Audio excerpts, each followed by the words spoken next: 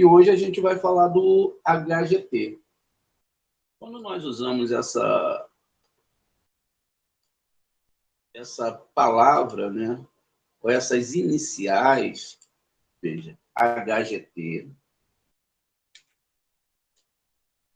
dentro dos livros da Torá, elas vão significar 3 sefirot. A sefirot de Hesed, Gevurah e Tiferet. Então, eu tenho aqui que toda vez que eu tenho esse nome, é uma abreviatura, é abreviado, que eu estou falando de 3 sefirotes. Quais são essas sefirotes? Hesed. Quem é Hesed? Hesed é representado por Júpiter, mas também são atributos emocionais, como a gente vai ver. Tá? Isso aqui tudo são os planetas que são configurados para mandar o Masal, mas o Masal ele não é estático, né? Ele se movimenta de acordo com o que a pessoa ela produz. Veja, ali a gente viu, né, que esse sistema ele manda para a gente exatamente aquilo que a gente plantou. Não se pode receber, né, aquilo que não se plantou. A gente recebe, e aí eu vou mais além, não é que se recebe, é porque a pessoa tem o CRI que ela tem, ela vai receber aquilo que ela, não é? O que ela plantou. Veja, então aqui dentro desse sistema, eu tenho exatamente essas 3 sefirot. Hesed, que é representado por Júpiter, Gevurah e Tiferet. Vamos escrever aqui. Vale a pena porque aí vocês também podem escrever aí, não é? Ó, Hesed.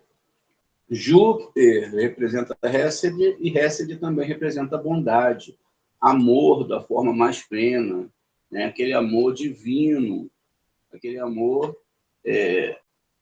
onde nós podemos realmente entender o outro, buscar toda essa forma. Veja, então a letra H aqui está representando Hesed.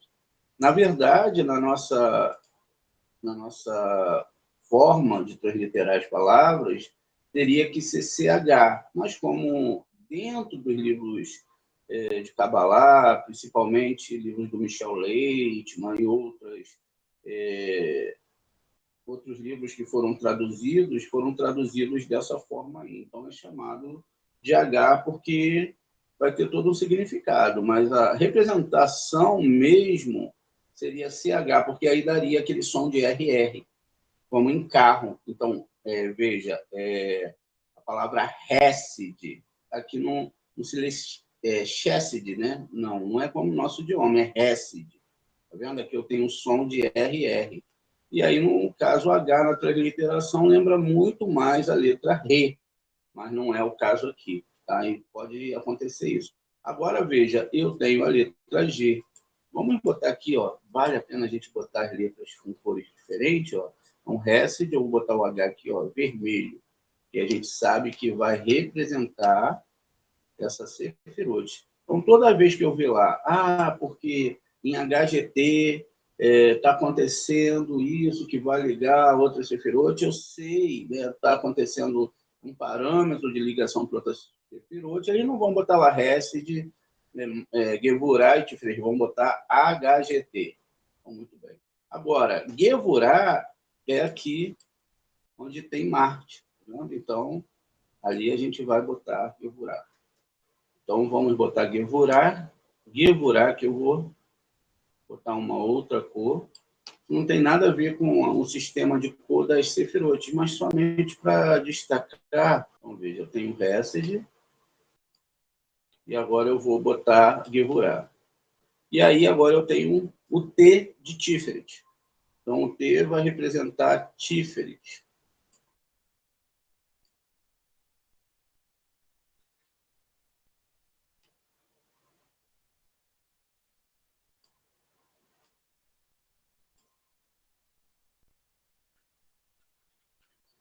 Isso vai fazer com que a pessoa tenha uma noção muito boa do que ela está lendo, porque senão ela fica perdida no texto, né? Eu imagino. Ela vê lá que está falando de HGT e ela não vai perceber que são as iniciais dessas três sefirot. Muito bem. Avançando, então. Aqui nós vamos chamar, então, esse sistema de Hagat. Toda vez que você também lê um texto e você vê o termo Hagat, C-H-G-U-T, então você sabe que esse sistema está falando das três sefirot, veja. Hagat. Vamos botar as letras maiúsculas aqui na inicial. Ó. Geralmente eles colocam assim, justamente para lembrar que está falando dessas três sefirot. E aí, né, você percebe que aqui recebeu um C, tá vendo? E aqui não tem, mas não tem problema nenhum. É só uma questão de guardar essa forma de se falar justamente para facilitar e não economizar palavras, na verdade, né? Então, para uma economia de palavras e para que a pessoa não possa perder tempo escrevendo todas as sefirot a todo momento. Outro termo vai ser chamado de Nerim. Então, o que é o termo Nerim? O termo Nerim, vamos diferenciar um pouquinho para a gente ir descendo as camadas e saber que a gente está em locais diferentes. Aqui está em azul, vermelho em cima, e embaixo, agora a gente vai ter o que nós conhecemos como Nerim.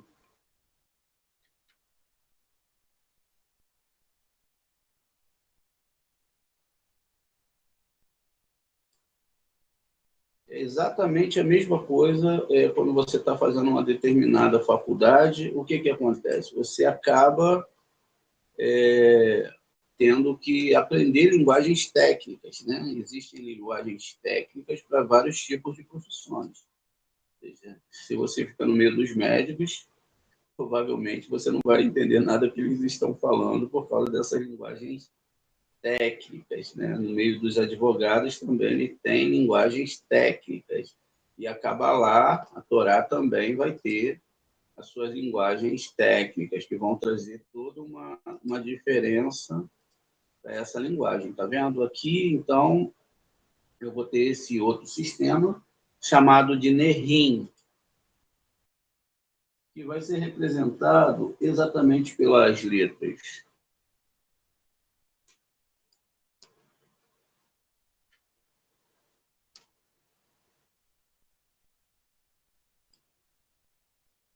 N, tudo maiúsculo. N, o Re, o Yud,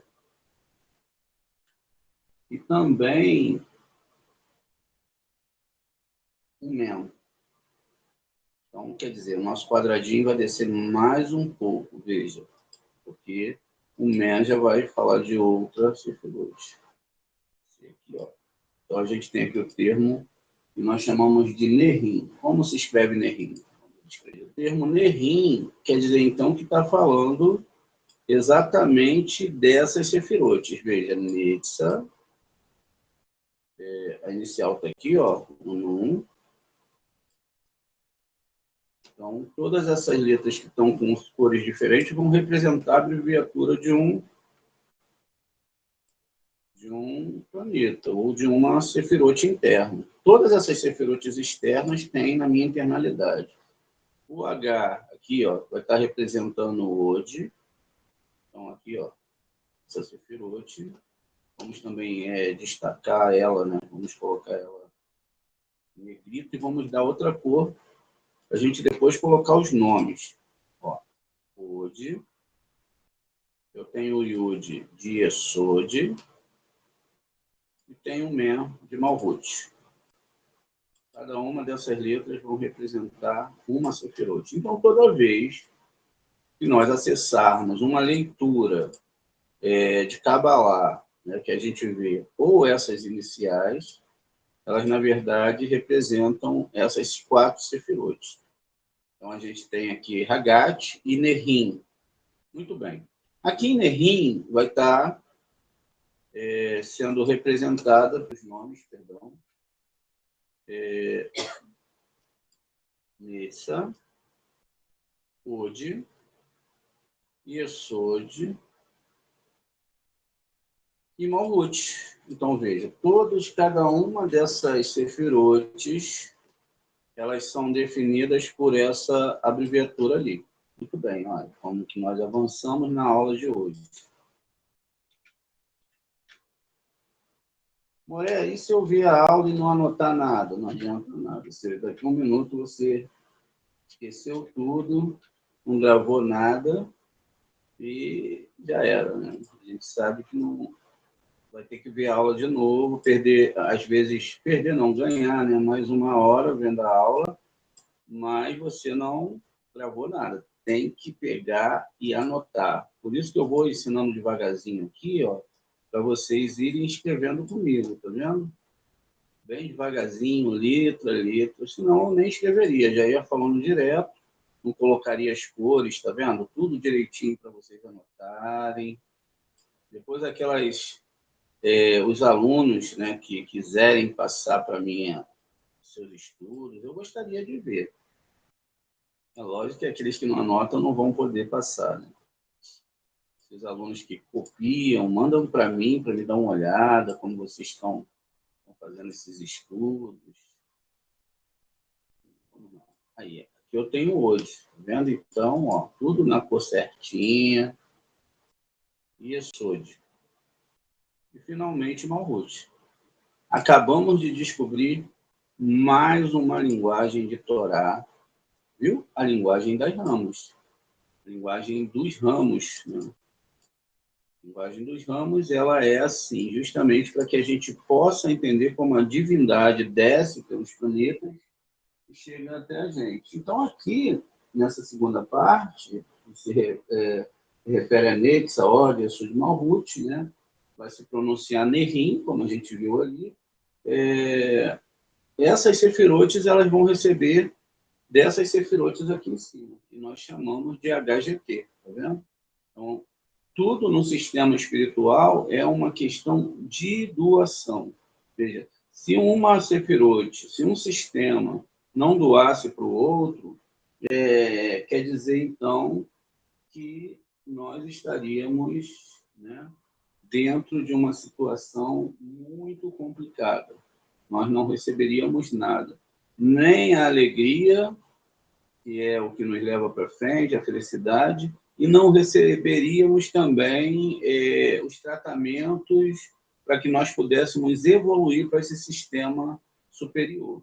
Porque a intenção de Deus colocar a gente apertado nas situações é para que a gente possa evoluir, para que a gente possa avançar. Então, essa questão que o Eterno está fazendo com a gente, de estar fazendo a gente avançar, é exatamente através do sofrimento. Porque a gente só aprende a não botar o dedo na tomada quando a gente toma choque, não é verdade? Depois que a gente toma o choque, a gente não bota mais. E eu acredito que a gente já tomou muita descarga elétrica, não tomou? Então, depois que a gente toma essas descargas elétricas, a gente pensa 2 vezes antes de botar o dedo na tomada. Então, é assim, veja, toda essa questão, né, ela é definida, eu estou trocando a letra I aqui pela letra Yud, tá? Então, toda essa questão ela é definida justamente pelos choques que nós levamos, porque é por isso que fala que ninguém vai chegar a Shem se não for pelo temor, é pelo temor mesmo. A primeira corrida é pelo temor. Nós sentimos medo e corremos e entendemos que só Ele é o nosso Salvador, não existe outro. E aí esse temor vai gerar em nós o quê? A retificação. Então a gente vai começar a buscar mais profundamente o Eterno, vai começar a entender esses sistemas, e aí a gente avança, até que vamos passar pelos processos de acordo com a nossa internalidade. Os processos também não são feitos aleatório, por exemplo, Deus vai escolher você e vai te dar um castigo, ou te dar uma bênção sem o devido merecimento. Agora, que a gente descobriu esses dois pontos, que somente através da doação é que chega a luz no nosso mundo, chega a todas as forças espirituais. Isso significa, gente, que não é? Eu tenho, então, que observar isso claramente para que eu possa entender o sistema da Torá. Veja, não é agora mais uma pregação, não é o que o Moreno André falou lá, ele achava lá atrás, ele falou para a gente do amor, não. É esse sistema só que existe na Torá. O sistema de amor, onde o Eterno ele passa exatamente para as outras sefirotes esse sentimento. Agora, e se eu não tiver essa cópia dentro de mim, dessa árvore sefirótica, e eu desejo receber egoisticamente, e aí cada sefirote fizesse isso, o que aconteceria, gente? Olha só. O Rorimá decide não doar para Binar, como a gente viu, pode acontecer em costa a costa, a gente vai entender isso, e aí decide não doar. A luz não passa, tá vendo? Não passa. Vai ficar retida só aqui. Essa segunda etapa vai ser destruída. Se essa Binar não decide doar aqui para Hesed, então as almas não desceriam. Não viriam, ou seja, a luz também da criação não viria. E aí, se Hesed decide não doar para Gevurah, que é um sistema de correção chamado Elohim, então também esse sistema de correção não receberia e não poderia passar para Tiferet, e não poderia passar para Netza, que não poderia passar para Od, que não passaria para Yesod, então não passaria para o nosso sistema. E aqui no nosso sistema é que é diferente. As pessoas recebem e mantêm para si mesmo, não dividem. Tá entendendo? E aí é esse sistema que a Torá fala que não vai haver a retificação da humanidade enquanto esse sistema da não doação existir. Então o homem ele fica numa situação onde que ele acha que ele é dono de tudo, ele chegou onde ele chegou porque ele era especial, enfim. Na verdade, tudo é mandado lá de cima, tudo é jogado aqui para baixo lá de cima. É lógico que a gente deve perceber que as coisas têm que ser administradas, né? Por exemplo, não quer dizer que amanhã, então, se não for um desejo da minha alma, eu vou pegar tudo que eu tenho, vou doar, vou dividir, não. Eu tenho que administrar bem as minhas questões, eu tenho que administrar bem. Por exemplo, se eu vou ajudar alguém, eu ajude no mundo da Kabbalah, eu ajude essa pessoa no aspecto da alma. Não existe nada melhor do que você dar um ensinamento para a pessoa. Então, o ensinamento é a melhor coisa que você pode fazer. E como você pode ajudar as pessoas a entender esse sistema? Mudando como ser humano, e quando a pessoa perguntar por que você está mudando, você vai falar para a pessoa que você está mudando porque você está conhecendo um nível de ensino superior que é diferente daquilo que você tinha entendido até o momento em questões de Bíblia, de Torá, e que é um sistema que não é uma religião. Então, quando a gente convida as pessoas perguntam, e o que é que faz lá? Não, lá nós estudamos e compreendemos as etapas da escalada, da escada. O que é a escada? A árvore sefirótica, para chegar ao divino. Qual a regra que tem lá? O que a gente guarda? Qual é a regra? Nenhuma. Você não precisa ser diferente, você não precisa... venha com a configuração que você está, mas venha para ouvir, venha para aprender. Por quê? Se a pessoa vem para discutir, aí já não dá para a gente ensinar, porque ela já quer trazer os dogmas dela para dentro da Kabbalah, e não vai dar, porque é que nem um aluno que chega, por exemplo, o aluno ele chega para somar. Somar como? Vai doar dinheiro? Não, às vezes o aluno não pode dar dinheiro, mas ele chega para somar, ele chega para amar, ele chega para ajudar, ele ajuda de várias formas. ele está dentro do grupo, ele está divulgando os vídeos, ele está ligado ao Moré, o Moré está ligado ao aluno, e aí o que acontece? A gente cresce junto, a gente ensina o que a gente acredita. Agora, quando vem um aluno que é para trazer problema, vem para discutir, vem para indagar, vem para ficar falando mal de outro aluno, vem para falar mal do Moré, vem para falar mal da Morá, vem para, sabe? Então, essa pessoa, a gente vai ter que descartar ela. Não é que a gente não ama a pessoa, não é jamais, jamais, mas é porque só vai afundar o grupo. Vai afundar a gente, vai tirar a gente do nosso nível, né, de não estar se aborrecendo, de querer viver uma vida mais dentro da Torá, e aí a gente não pode aceitar esse aluno. De contrapartida, contra isso, nós aceitamos todos. Não precisa ter dinheiro, se tiver, pode ajudar, que é natural, porque a Torá fala que não se deve receber de ensino de Cabalá gratuitamente, a pessoa tem que ajudar, faz parte, e daqui a gente dá o nosso jeito de ajudar outras pessoas. Né? Se não tiver como ajudar, também não tem problema nenhum, é que essa pessoa está precisando de tzedaká, de ensino de Torá. A maior tzedaká que você pode dar para a pessoa é o ensino da Torá. É o ensino da Torá, mas com amor e com força de ensinar a Torá, com força de amor, com força de bondade, com força de querer entender que você também está dentro desse processo, que ninguém é maior que ninguém, não tem líder, não tem nada disso. Nós somos pessoas que respeitamos um ao outro, um Moré pela Torá que ele tem dentro dele, que pode ensinar outras pessoas como elas vão romper essas clipotes. Enfim, e nós somos todos iguais, mantendo sempre o respeito, lógico, um com o outro. Quebrou-se esse respeito, a gente não é obrigado a ficar perto de ninguém. Ninguém que vai tirar a gente da nossa paz, ninguém que vai tirar a gente ali do nosso nível de entendimento, de estudo, tá ótimo. Todo mundo pode vir um morador de rua, pode vir, sabe, quem quiser pode vir. E aí a gente também não interfere na vida das pessoas. Hashem, ele diz no livro de Isaías, eu sou o único Salvador. O único quer dizer que só ele salva. Por isso é que todo mundo está falando um monte de coisa e todo mundo está esperando o momento que Hashem vai agir. Porque Hashem falou, eu vou tirar cada um do meio das nações. Veja, ele vai tirar do meio das nações, não é o povo judeu, mas ele vai tirar todo aquele que se pegar a Torá.